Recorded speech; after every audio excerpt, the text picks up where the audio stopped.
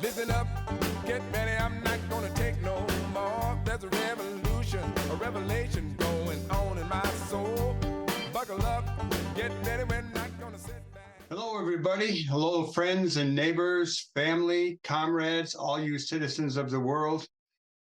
Wherever you're coming from, wherever you're going, wherever you're at, we're really glad that you've tuned in to Live from the Heartland. We've got a couple of good guests coming on. Well, we have three guests today. We're going to have cousin Adam James, former football player at Northwestern, producer and actor. He's going to talk to us a little bit about film and sport. And we also are going to have two of my comrades from Rising Up Angry, following up on a Rising Up Angry reunion that we had over this past weekend. So let's take a little walk around the world. We've got earthquakes, we've got shooting, we've got wars, we've got a crisis in the Middle East that continues. Biden is in Israel, Putin is in China. There's a few elections that we're going to share with you. Conservatives won in New Zealand. A more progressive government appears to be in the works in Poland. Yay. Things seem calmer in Guatemala around President-elect Bernardo Arevalo. And in Ecuador, a centrist seems to have won, a fellow whose father ran 5 times for the presidency and did not win. The woman who lost was the chosen person by former progressive President Correa. On the labor front, there are still a lot of strikes going on. My union, SAG-AFTRA, Screen Actors Guild, still on strike. And as I go to record this, I see that the United Electrical Workers, a longtime progressive union, their secretary-treasurer, Andrew Dinkelleiker, told in these times the U.S. military aid going into Israel is pouring gasoline on the fire. It encourages that there be a military solution, and they are opposed to sending more military aid to Israel. As we record this opening, the extreme right-winger who knew about sexual harassment issues at Ohio State when he was an assistant wrestling coach and is currently in the House running for Speaker of the House, that would be Jim Jordan. He does not have the votes. He is an election denier. He was definitely involved with Trump around the problems on January 6th. Last week, we had Corky Siegel and Tom Clark. I recommend you get that. And we're going to have a couple of people from Rising Up Angry talking about the organization that I started back in '69. And I have a new book out on that front. So hope you have a great time listening to the show. Catch you at the break.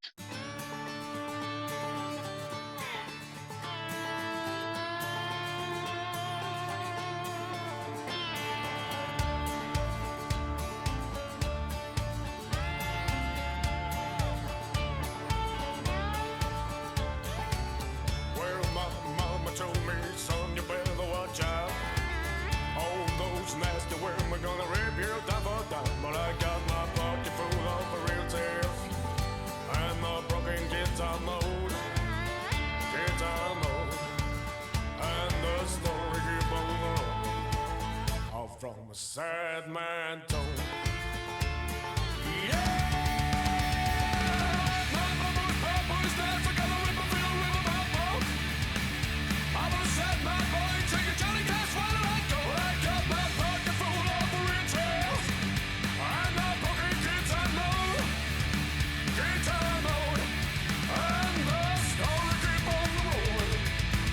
From a sad man tone.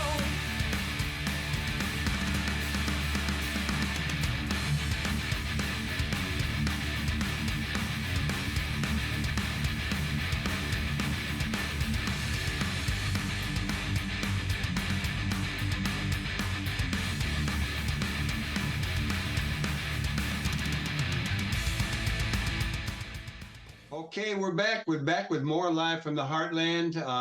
I want to bring on now our monthly featured sports and movie commentator, my cousin Adam James, who is out there in sunny California sometimes.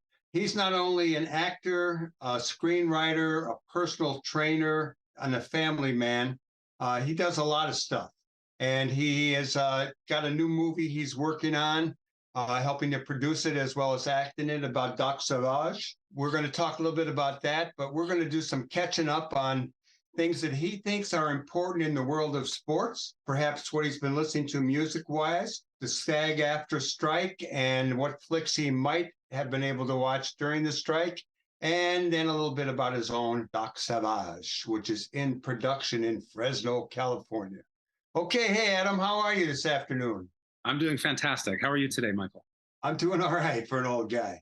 Glad you could join me. We do have, because of our engineer Hal's own movie production schedule, we're recording a number of things early. So I've asked you to come on and talk about sport, but not date the discussion.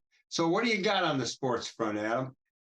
Well, for those of you who love the combative sports, boxing has often received a lot of bad press. And a lot of people have said how boxing is no longer viable, no longer a great sport. Well, I'm here to tell you that it's in one of its greatest eras right now. For those of us that love the sport of boxing, there's some champions who are today reigning in this sport who are some of the greatest that have ever participated. So if you love boxing, then you're probably already familiar with a guy named Saul Alvarez. He is the super middleweight champion of the world. He is one of the greatest fighters in history. He just had another championship fight and looked sensational. So for those of us who love the sport of boxing, it's a really unique era right now. There's also a heavyweight renaissance. There is a current heavyweight champion of the world named Tyson Fury, who probably could beat any of the great heavyweight champions of history. He'd certainly be highly competitive against any of them that you could think of. George Foreman, Muhammad Ali, Joe Louis, Jack Johnson, any of these great champions of history would also given him some trouble. But I guarantee you Tyson Fury would have competed very hard.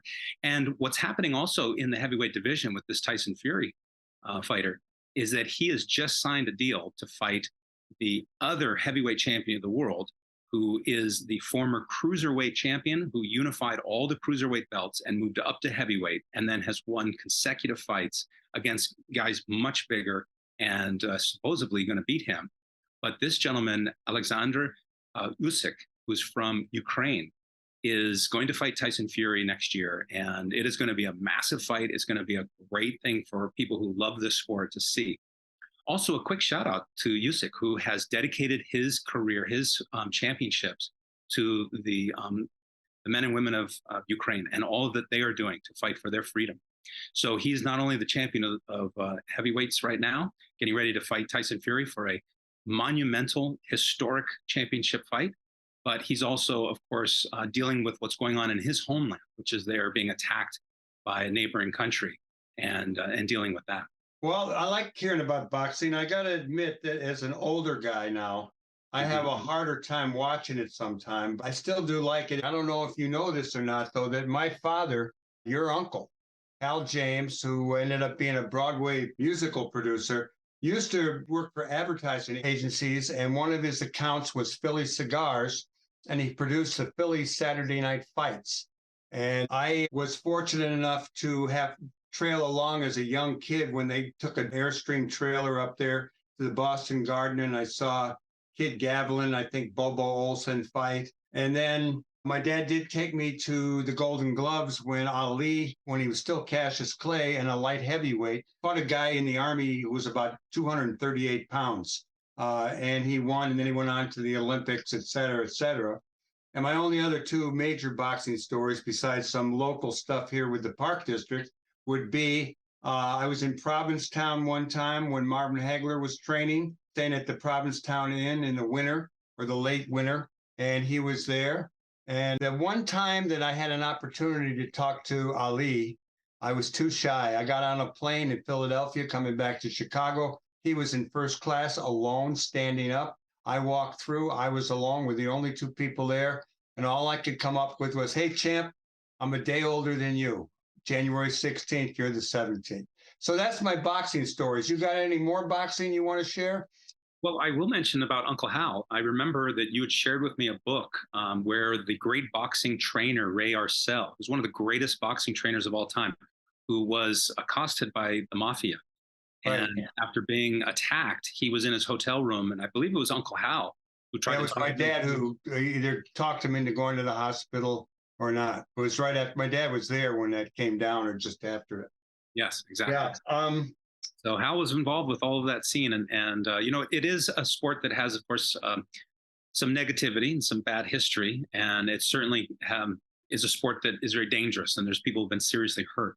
But when it's done properly and done well, and regulated correctly and safely, it can be an extremely exciting sport to watch, and also a lot of fun to do. So for those of you who are looking for a fun activity, go to your local boxing club and grab a pair of gloves and get on the heavy bag. Well, we have a good boxing program here in the 49th Ward over at Loyola Park. For many years, I've gone to the Golden Gloves. I went to the Golden Gloves Championships here in Chicago this year. I do like the sport. I got to say that sometimes it's when you see some really heavy fights, it can be pretty gruesome, and that can bring out the worst and the best in you. That's all I'll say. Nice. Anything else on sports going forward? What are we looking forward to? What should we keep our eyes on? When we're recording this, we're at the tail end of the playoffs a little bit. This is a great time to be a sports fan, because right now there's so many exciting things going on. The women's professional basketball tournament is going on. It's coming to a conclusion. It will be decided by the time this is aired. Congratulations, Las Vegas. And then also I wanted to say that it's a great time because baseball is in its pennant championships right now. The American League and National League championships are going on right now. World Series is right around the corner. NFL football, college football, women's basketball, women's soccer, all these great things going on right now. The National Hockey League just started its season again. So this is a really great time to be a sports fan. And not just watching. Again, part of my message to all of you out there that are listening and watching is get out there and participate. There's no better way to spend some time with your friends and family than playing some sports. Well, we like that. How about you want to address any politics in sports? It's pretty quiet right now. We have a lot of crisis, though, in the world. We have war. You did talk about Tyson Fury and that fight coming up in Ukraine and money going to Ukraine. But we don't see, Kaepernick took the knee and changed a lot of things. What's going on? Any kind of political stories in sports that you have at your fingertips? Well, gosh, it's part of my message about what's great about sports is that this is often where great changes occur, is because of sports. That it's because people have to come together and they have to compete fairly. It gives people an opportunity to voice their opinion, share, and hopefully we can come together as a society as a whole. So sports oftentimes is the impetus of these changes. So, what's going on in the sports world as far as politics, while there's nothing prominent right now, there's definitely things going on. And I encourage everybody who's out there who's participating in sports, to voice your thoughts and opinions about how things should be done to be fair and just for everybody. Cousin Adam, do you have anything on music front that you want to share? Well, for those of you who know me, I'm a huge fan of the band Volbeat. And for those of you who are here in America who have not heard that name, you're missing out. Volbeat is an amazing rock and roll band out of Denmark, out of Europe. They're incredibly popular in Europe and actually all over the world. There are a lot of Volbeat fans here in America, but not nearly enough. I only discovered them a few years ago, and I was shocked that I'd never heard of them before. Volbeat is basically a combination of hard rock, country, and some really cool sound there that's basically like 1950s music, just louder and faster. So it's vol for volume and beat for beat. So it's louder and faster is the idea for 1950s music. So essentially it's like Metallica and Elvis or Johnny Cash. So you get that really kind of heavy rock and roll sound, but with this really cool voice. The singer has this amazing sound. He was very influenced by Little Richard, Jerry Lee Lewis, and of course Elvis and Johnny Cash. So he's a huge Cash fan and Elvis fan. So he does that type of singing that was very prominent in the 1950s. And now he just does it with a lot of amplifiers. Well, I'm going to check them out right away. And I imagine that we'll use a little Volbeat in the music for this coming show. So you and I are both in the Screen Actors Guild, SAG-AFTRA, and we're on strike. I wasn't actually working. You are working in a low-budget independent film, so it hasn't hampered your SAG role in a film that you're involved with. Before we get to you talking about your film, which we have done a couple of times on this show, at the end usually, but we'll give it a little more time today. What's your take on the status of the strike and what's going on in the industry? And have you watched any flicks Or are there any things that we should be watching and can watch without hampering the struggle? Well, yes, of course. Well, thank you. This is a really important cause, of course, and we all know that at this point the writers have settled. There was a 99% accepted vote yes by the Writers Guild members. So when this show airs, there's a possibility that SAG strike could be settled, but it doesn't look really promising today. When the studios came back to the bargaining table after finishing with the Writers Guild, the Screen Actors Guild, after a negotiating team, was hoping that we could pick up where some of those things had been left off with the writers. But instead, the studios went back to some of their previous positions with SAG-AFTRA and even retreated a little bit, pulled back a little bit, which made it very unfortunate, in that we just could not start one step back. We were anticipating being able to pick up where the writers had left off in some of the framework that had been established. Now, there's a good chance that this was just a posturing stage. We will go back to the table soon. And, hopefully by the time this show airs, we'll be celebrating going back to work. In the meantime, yes, we're on strike. I'm working on a project that is an independent project that is exempt. However, we have completed our principal photography. We're not filming during the strike. Our goal is to not film during the strike. Also, I'm striving not to do any appearances or promotions for the show during the strike, because that's also what we're asked to do. Although, again, our project is exempt, and I can fairly do that if I chose to do so. But I am striving to be incredibly respectful to the fact that we as a whole, all actors, are on strike, and I respect that, and I don't want to jeopardize our position as a group. You're a hell of a guy, Adam. And I remember we used to argue politics in the old days when you were playing football at Northwestern. And now we're pretty much in sync on a lot of stuff. I love it. Anyhow, let's talk about your film, Doc Savage, Yes. because it's you got a lot going on with it. You've been working it. You've been helping to produce it, direct it, act in it. You've got people. There's money involved. You're raising money. You're making presentations, hoping to take it to a higher level. Yes. Sock it to us, cuz. Well, right on. Well, thank you so much. I do have some exciting news there.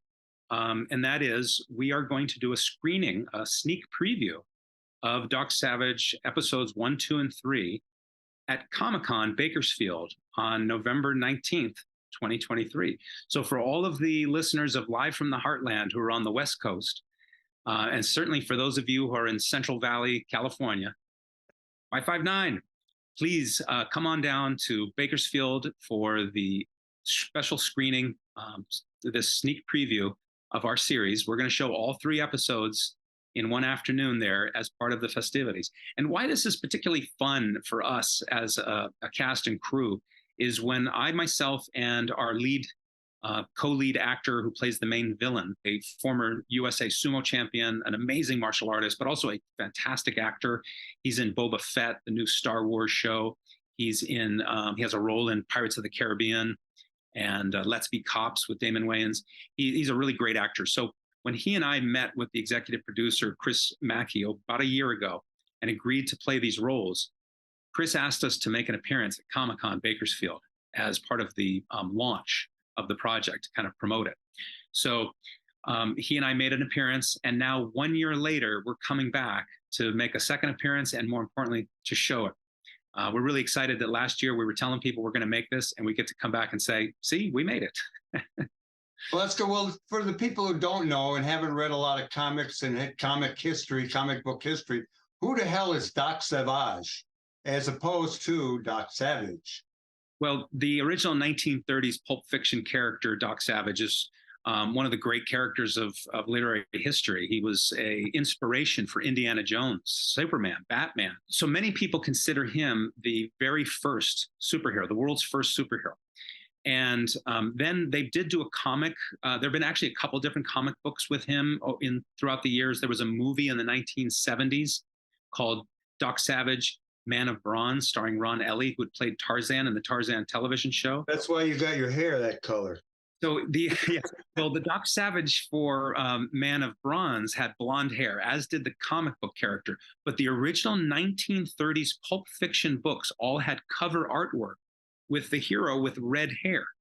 So when we decided we were going to do this show, we for legal reasons, we changed the spelling a little bit. He's inspired by, but he's not the exact same guy. But we wanted to have some elements of that original 1930s character. So the red hair and some of his aspects of his personality. See, there was this code that was written in the original 1930s Pulp Fiction novels, the Doc Savage Code. And in the 1970s movie, Ron Ellie recites the code word for word from the book as part of his character. So in our show, Doc Savage, Man of Copper, he has not the code, but rather the 5 principles of the Savage family. And these are the principles that he trains at the Copper Dojo, with that being the foundation of his martial arts and his pursuits of truth, justice, and good in the world. And what's kind of interesting for those of you who love martial arts, this is very common. Martial arts schools often have these kind of principles, or dojo kuns, it's called. And what I did when I was auditioning for this role, taking this role, is I did a screen test performing the code as it was originally written. And then I did my 5 principles of the Rainbow Warrior, which I just changed it to the Savage family. And the executive producer, when we were filming episode 1 up in Fresno, when we came out to the car, he said, I want you to do the principles. Don't do the code, do the principles. And so I did that. And that's what we're using. So we're really excited. We think it's a really cool and interesting character. He is a brand new character, but he's inspired by this really great historical figure. And we're certainly hoping people will come out and watch it. So there are 5 principles. Yes. Name them off. It's like the Black Panther Party 10-point program. What are the 5 principles of Doc Savage, Man of Copper? Number 1, to always have a positive mental attitude in everything we say and do. Number 2, to always maintain proper conduct, good manners, dignity, humility, and honesty towards others. Number 3, to seek self-awareness, aiming towards self-perfection of the mind, body, and spirit. Number 4, to always have strong willpower, strength, courage, and self-confidence. And number 5, to always have unwavering faith, selves, and God, our Heavenly Father. Heavenly Father. What if the Great Spirit is a gay woman? You can change that spirit to whatever you'd like. That's fine. It's all good. I will share with you lastly, as we kind of wrap up this conversation about movies and my project, I will share with you that recently one of the great directors of history did an interview. His name is Martin Scorsese. And in his interview for his upcoming film, he disparaged superhero movies. And he's not the first. Quentin Tarantino also did it recently. And the message by these great filmmakers was, we have to fight against these comic book superhero movies because they're hurting cinema. And when I heard that, what it reminded me of is classic music teachers and professors and historians when rock and roll came along, right? So when a rock and roll band came along, all of a sudden these people who love music were like, oh no, that's not good music. But what it is, it's music. It's music. And if you listen to it and you enjoy it, you might like it too. So these comic book or superhero movies, I get it. They're not the cutting edge Academy Award winning dramatic film that some people love to go see. And I love to see those movies. But I also like a good action movie. And I like an action movie with a message and a story that's interesting, with interesting characters. And I think that's what good cinema is about. It's about characters and a story and something that people enjoy watching. So to Martin and Quentin out there, God bless you. Love your movies. Love to work with you someday. Well, Adam, it's always good talking to my cousin. I do practice talking to you sometimes on Sundays when our family talk on a Zoom. Ever since you came to play football here at Northwestern back in the day under Dennis Green, you've been a really close friend, and I'm really glad that I can get you to come on in a regular way to talk film, sports, and whatever else is on your mind. Well, thank so you so everybody much. else, say goodbye to Adam James. Get ready for Doc Savage, Man of Copper. And if you want to get a hold of Adam James, what's your email? How do people get a hold of you? Well, first of all, people can go right to that Doc Savage website, docsavage.com, but it's spelled Doc with a K, Savage with a U. So it's DOKSAUVAGE. You can also go to my martial arts website, rainbowwarriormartialarts.com. All my contact information is right there. And you can also reach out to Live at the Heartland and talk to Michael James, and he'll connect us. Yeah. Okay, cousin, it's great talking to you. I want to thank you. Thank you so much for having me.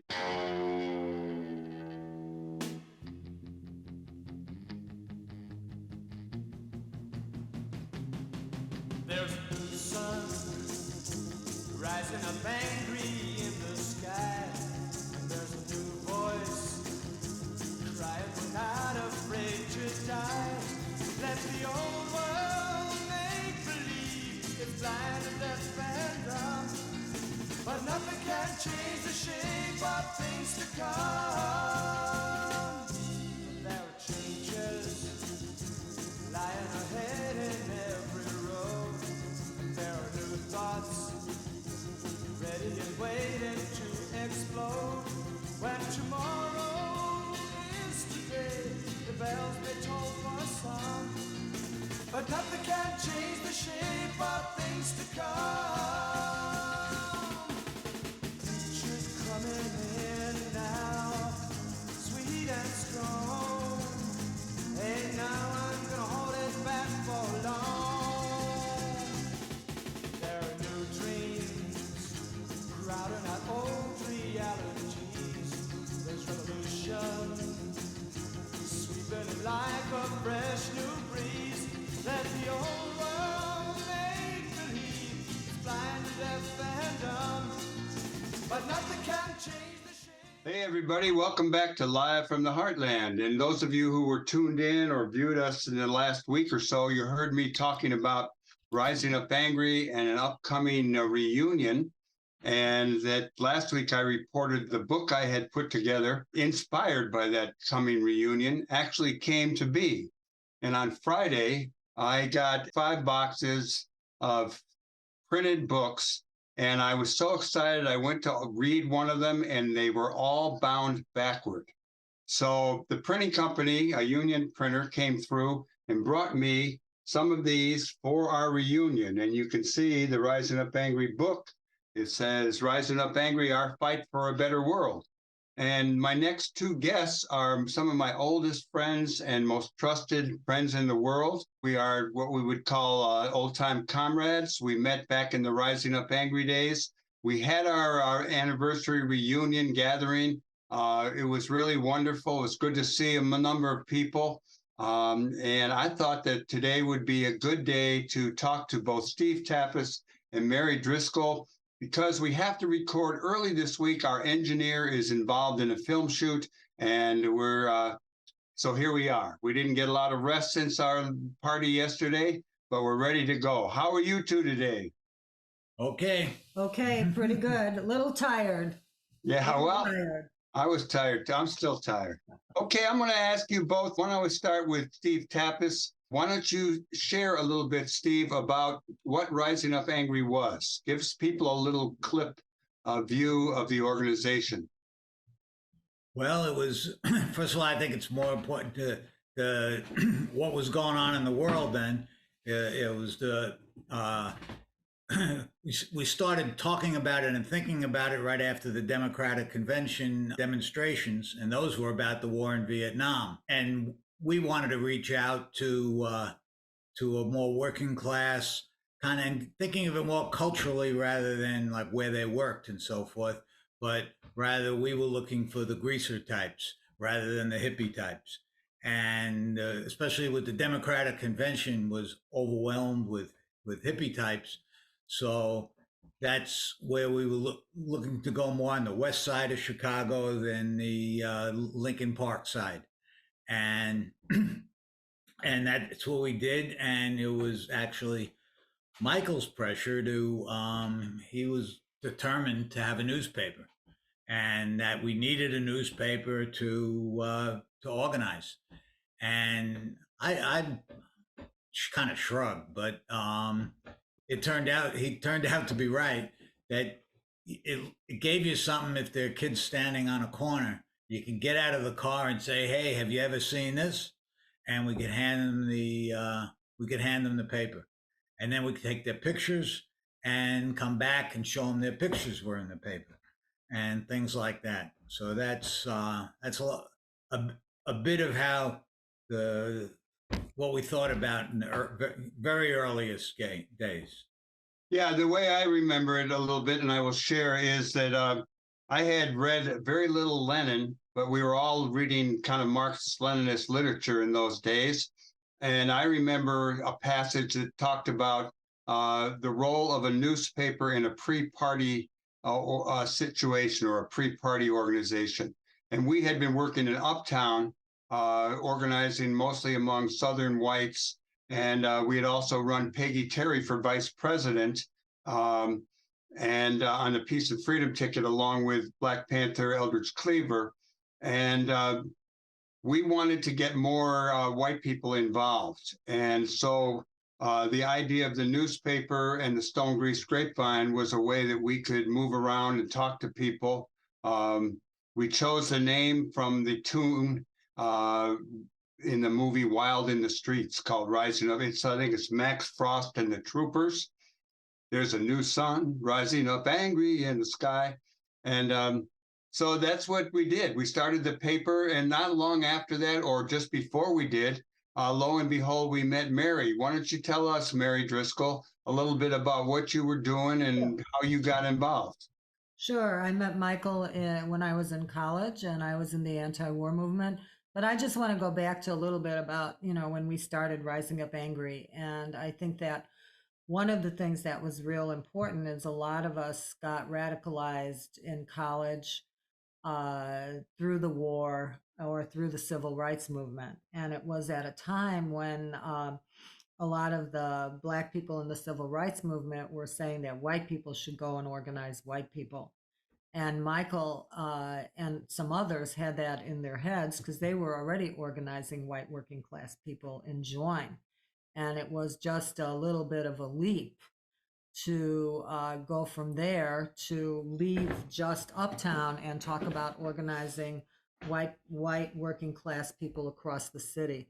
I myself grew up in a working class household and went to Catholic schools in Chicago, in a semi-immigrant family. And I became, I think, radicalized in high school, actually, because the high school I went to, we had some what they called lay teachers. We had nuns, but we also had some lay teachers. And a couple of those lay teachers were Catholic workers. So they were, already progressive and already pretty radicalized themselves. And they really opened the world for a lot of us in their classes. They started an interracial club in high school, and because we had some African American girls in our high school. And so it turned out the interracial club was the Greaser girls, which I was one, and the African American girls. So I think that started me out on a radical path, and then going to college and the war, and then meeting Michael James in college because he came down to speak at one of our rallies, and he told me about this organization that he had in his head then that he wanted to start to organize working class people. And I said, okay, count me in. That's what I want to do. That's who I am. I want to go back to Chicago and organize there. So long story short, we met up back in Chicago, and I became part of the creation of Rising Up Angry. Let me ask either of you, what was your some of your best memories? Like Steve, let me ask you first, because you were around early, but not as long as Mary. What are some of the experiences that you remember that you think are important to share with younger people who might be listening, who are out trying to change the world today?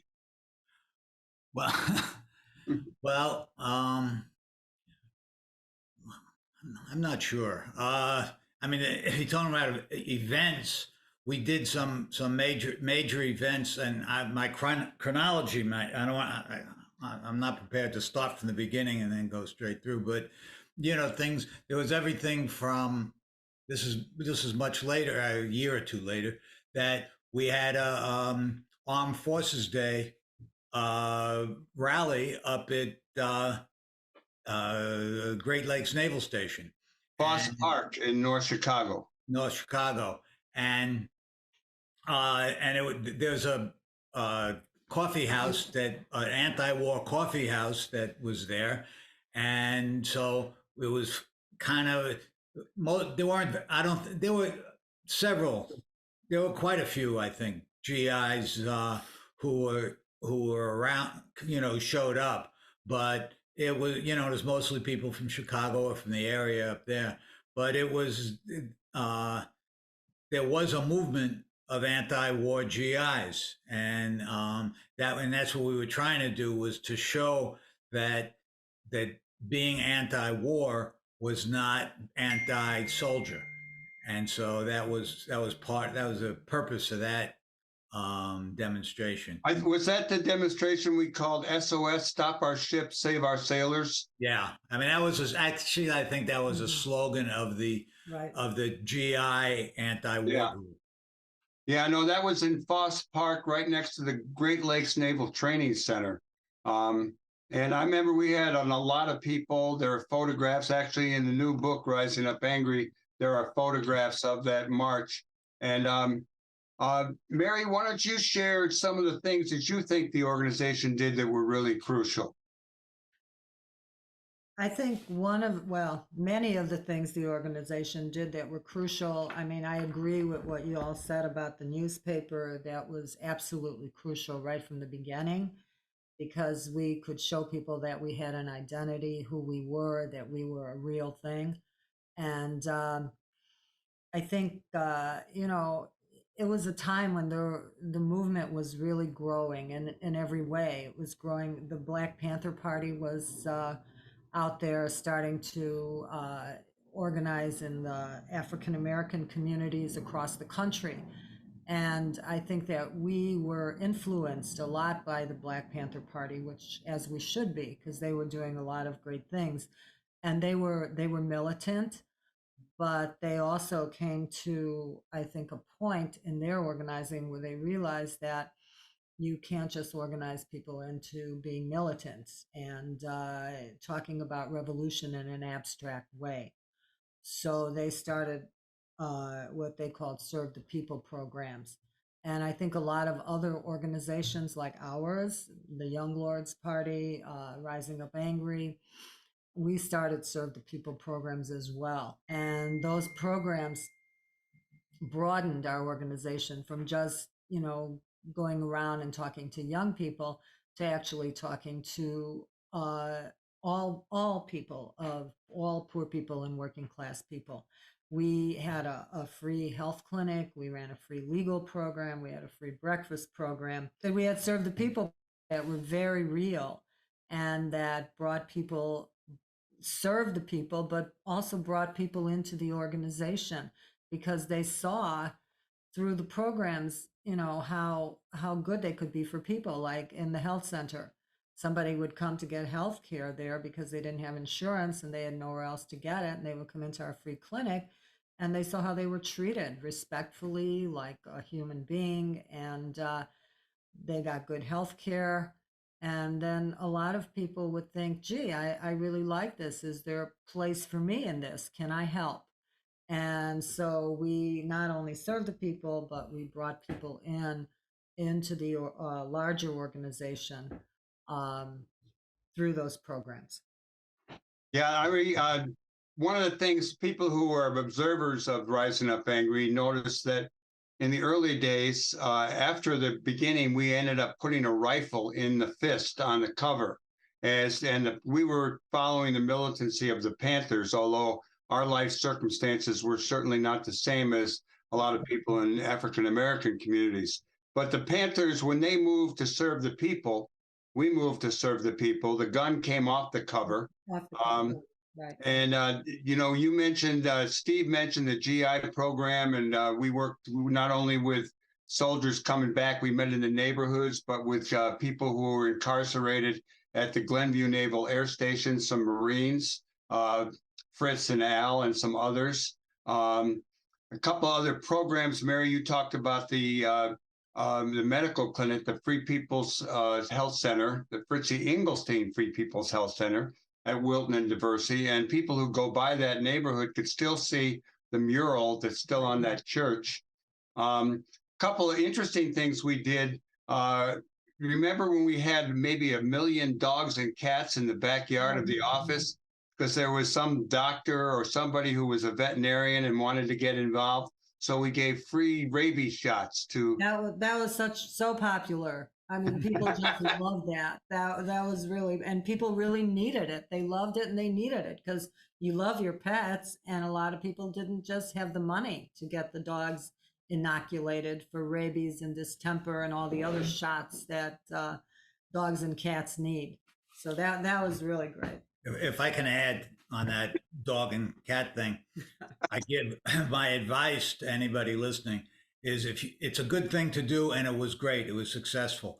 But I would suggest you don't have dogs and cats. You can have dogs one day and cats, and it'll go much better. Probably true, although I don't remember us having a real problem. Well, Mary, you were very much involved actually with the director of the health clinic.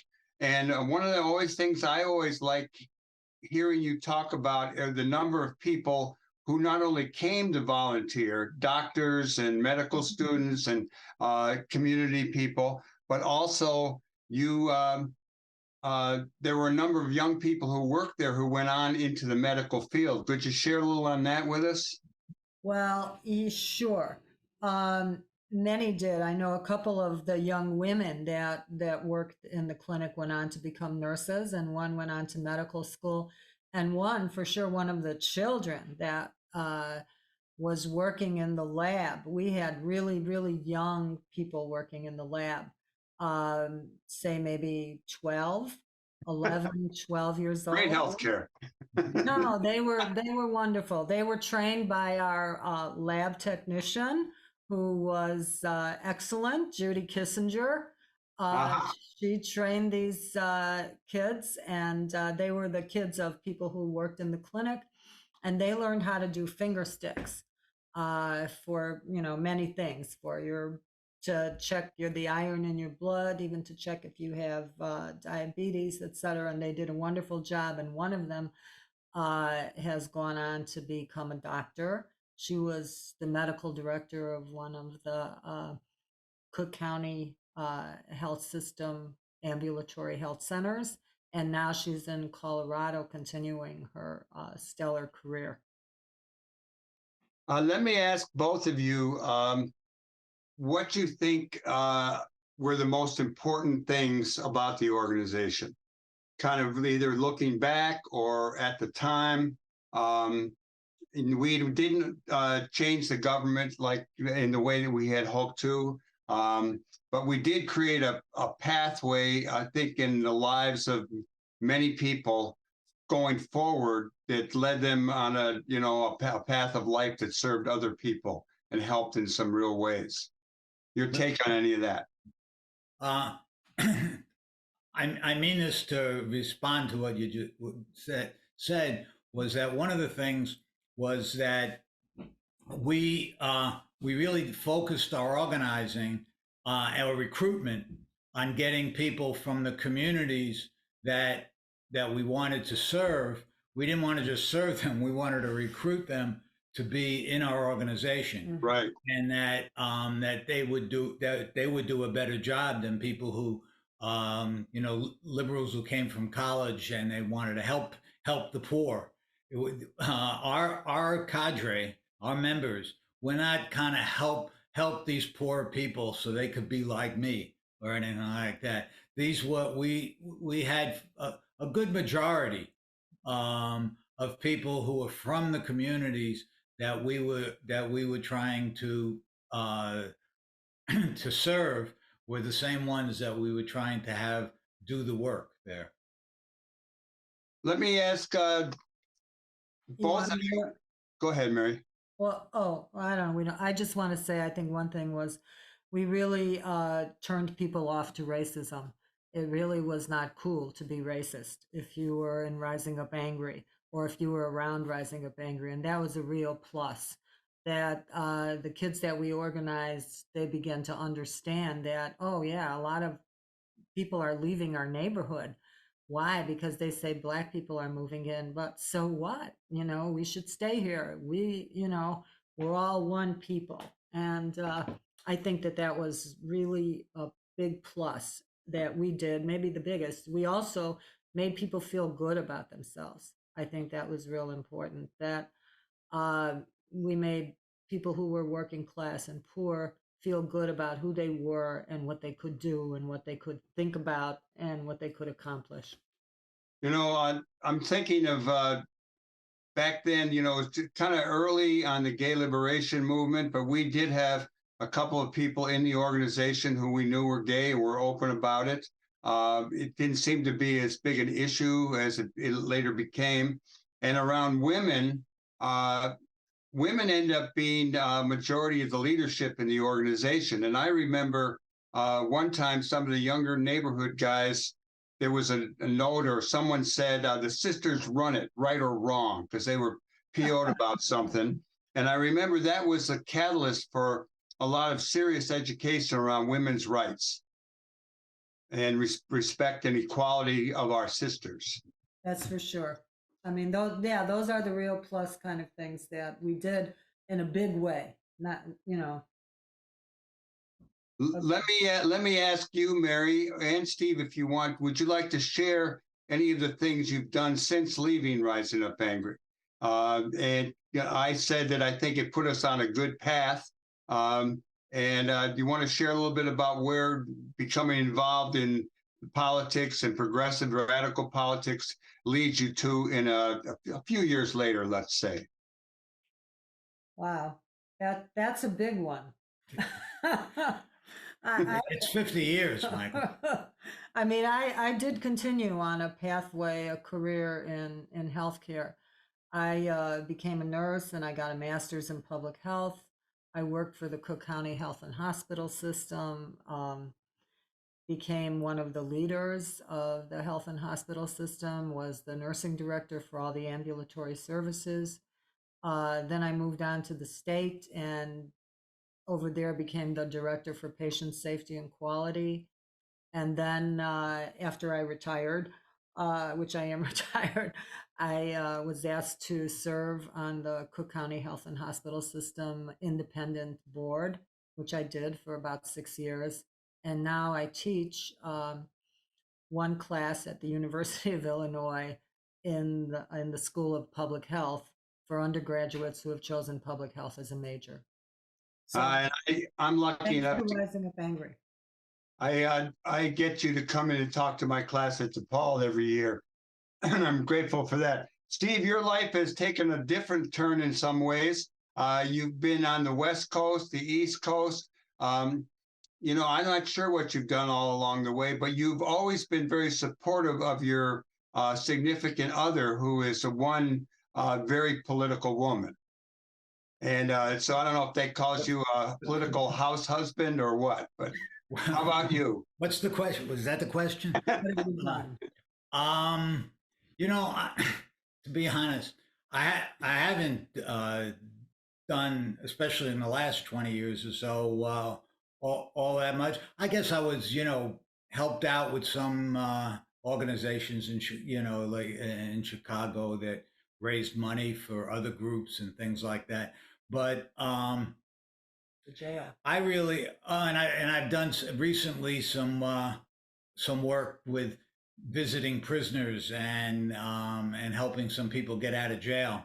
But but to be honest, I was never a liberal before. Really, I wasn't active before I kind of got into all this, and I don't really get turned on with liberals now. And so I've never worked in a liberal organization. I thought we weren't liberals. I thought we were radicals. That's right. That's what I'm saying. That's why I was in Rising Up Angry. I joined it because it wasn't liberal. I mean, we put revolution right on the masthead and build a new man, new woman. Now we would not help the old man and old woman or something. So I'm still not, so the answer to the question is it didn't lead me to trying to be in city council, or maybe someday I could be a congressman or something like that. I never wanted to do any of that. I think the system is lousy and I don't really want to be part of it. Well, I would disagree, but okay, we're not. well, I was going to ask, maybe you could, because we'll run out of time, but I wanted to know as people with a progressive outlook who came out of a radical revolutionary experience, anything you would like to share with the millions of the masses who are listening or watching this this edition of Live from the Heartland? What do you tell the young people or old people they ought to do, if anything? I don't really have it. I think I think progressive young people are doing a pretty good job right now. They're getting themselves elected to, becoming elected officials, themselves elected to positions, to really understanding power and how they need to do that right now to get some power and to advance, progressive causes. So I actually think they're doing a pretty good job. Good to hear. And Tappis, you got any view on what's going on now? You live in a state which has a Democratic governor who kept getting vetoed, overridden by the anyhow, North Carolina. Anything going on you want to talk about on that? Well, I'm not involved in like Democratic politics in North Carolina. I voted, and I voted for Democrats. I mean, what's the choice? But overall, I mean, I still think about the issues. I mean, I do things that are anti-racist. Things that are supporting feminism and so forth, and peace and anti-war. I've been anti-war for every war we've had. But and then if there was an I'll march in a march, and you just do the best you can. I just think I'd rather organize a peace march than get somebody elected to help his career. In maybe someday he'll be a congressman. Okay, well, we're about running out of time. Any final comments from either of you? No. The book is good, Michael. We like the book. I think that's a final comment. It's the book really is nice. good. We could say a lot more about Angry, and maybe in the future we will, but this is really, really a good start. Well, that's good. And the book is Rising Up Angry, Our Fight for a Better World. And you can contact me if you want more information. One thing I would like to share, even though this is Loyola's radio station as our home base, we also have ties to DePaul. And DePaul now has, in addition to the Young Lords archives, they have a number of Rising Up Angry archival material, and it's growing.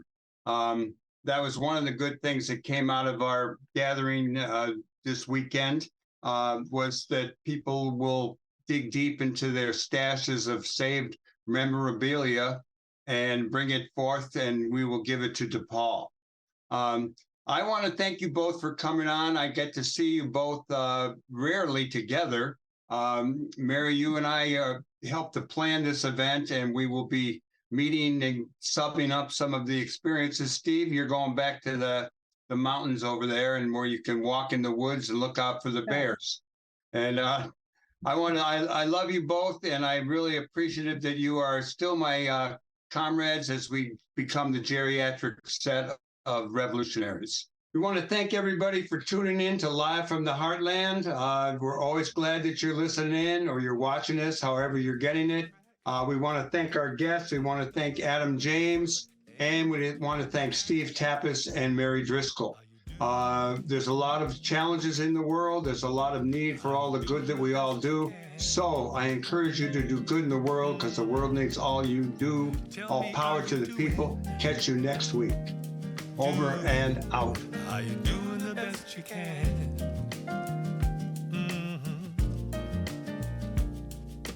Over the mountain, under the big blue sky, you got a dream awaiting. I can see it in your eye. It may not come easy, but you know you've got a friend. I'll be by your side the entire ride. Just let me hear you say amen. Are you doing Are you doing the best you can? Tell me, are you doing? Are you doing the best you can?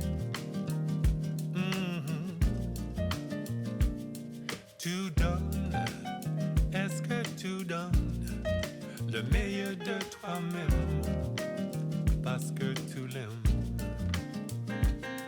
Tu donnes, est-ce que tu donnes le meilleur de toi-même si tu l'aimes? Tu donnes, est-ce que tu donnes le meilleur de toi-même quand tu l'aimes? Are you doing the best you can? Tell me, are you doing?